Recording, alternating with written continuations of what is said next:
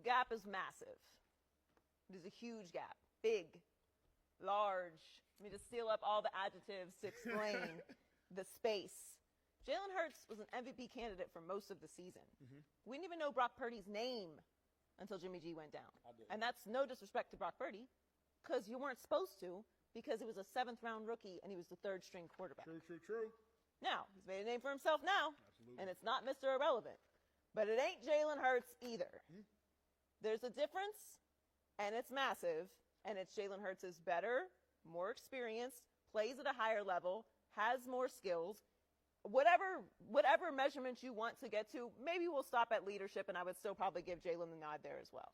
We also saw how valuable Jalen Hurts is to this specific team that I think we all agree is loaded. But what did they do, and how did that offense look when Jalen Hurts wasn't there? We know what Kyle Shanahan can do with a backup quarterback, because that's pretty much his entire existence in the NFL. What did the Eagles do with their backup quarterback, who was apparently as good as Jalen Hurts? Not a whole lot. Losses. It comes down to this. We know the talent gap is bigger. Maybe the performance gap is not as wide, although I will say last week Brock Purdy didn't do much of anything that was impressive, and Jalen Hurts was amazing, but we're just probably going to ignore that game because the Dallas Cowboys are somehow going to wiggle in there and get some credit.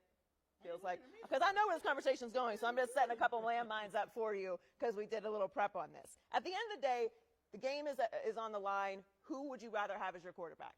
All things being equal, which essentially they are when you're talking about these two teams. You'd rather have Brock Purdy or Jalen Hurts? Jalen Hurts. So then there's a gap.